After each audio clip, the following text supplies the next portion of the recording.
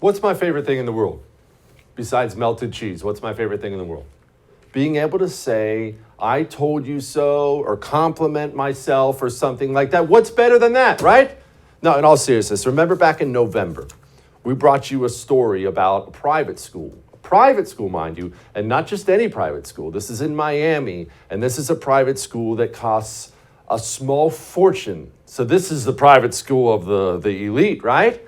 Well, they were doing some really ugly drag show stuff with the kids. In case you forget, here's me from back in November. There's a school in Miami called the Miami Country Day School. It is $40,000 per child to go to this school. Obviously, as you know, that's a boatload of money. That's university money. People paying that money to send their kids off to college. They're paying that for this school here. The school hangs Black Lives Matter filth flags. The school hangs pride flags in the classroom. We got video of an assembly they had in this school. And it tells you how insidious this is. They confiscated all the phones. By the grace of God, some students still snuck them in. And at this assembly, in this school, they brought in a black male dancer on the stage. This is what the communist in America wants for your children.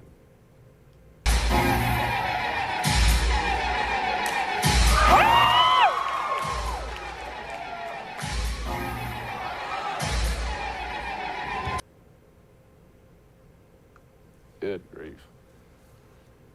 This, now we're going to cover up her face because it's a child and that's just the right thing to do, but this is a 15-year-old brought up on stage with the black male dancer dressed up like a cheerleader. Apparently, the students in the school were forced to do the dance that the dancer was doing on stage. Even once they reported to the teacher, they were uncomfortable. Miami Country Day is sick. That is disgusting, and I hope everybody involved in all this cleans that filth out of that school, and I'm glad we were given the opportunity to do it tonight. That was back in November. We have an update. But honestly, this wasn't my story. I didn't do this. I didn't know about this.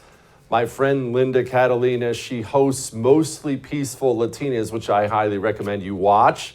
She was the reason I was able to bring any of this information to you now. Linda, do you have some kind of an update on the twerking dancers at Miami Day and who's responsible for all this? Hi, Jesse. Thank you so much for having me on today. We actually do have an update.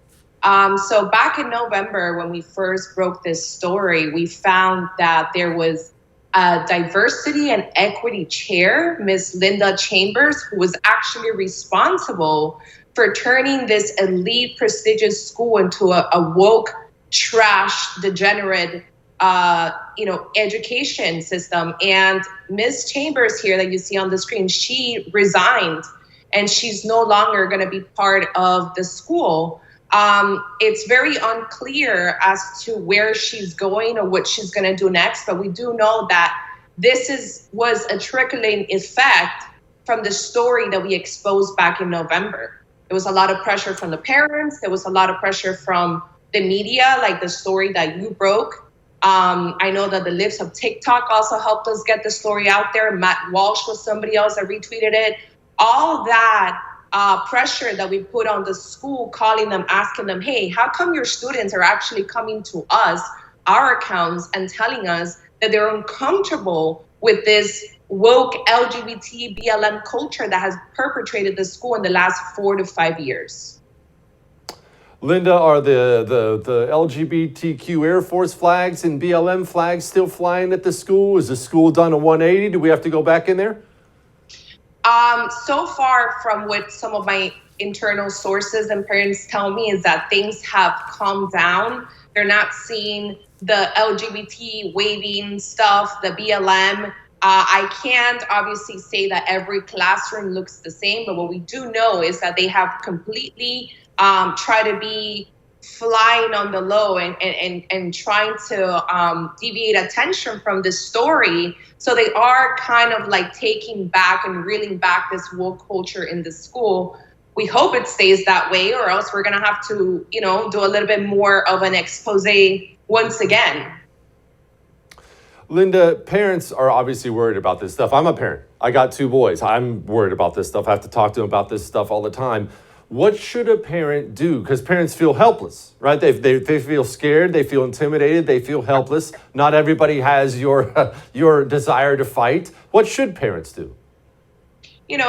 I think that parents need to really think about the future of their children and the future of this country, where you have, I spoke to these kids myself. This is not a she said or he said. I spoke to these kids, and I spoke to parents as well, and most of them are intimidated and scared to be canceled in this society. So I think that parents need to step up and say no more. Go to the classrooms and watch what they're teaching. They need to be able to let you in and see, is there any of these woke symbols, whether it's the BLM flag, the LGBT flag, the transgender flag, who are the teachers? Look them up on LinkedIn. A lot of times you're going to find out that when you find them on social media, they have pronouns. Okay. The minute that you see a teacher with pronouns, you need to be worried, and you need to go to the school and complain about this teacher. Amen. So I think Linda? And they need to be active in their children's education. Thank you for taking the fight to them. Thank you for the information. Come back soon. I appreciate you. Thank you so much, Jesse. See you soon. Don't miss Jesse Kelly Breaks History, Che Guevara, the latest episode of a new series available now exclusively for First TV supporters. Visit the First TV app or thefirsttv.com to subscribe and start watching today.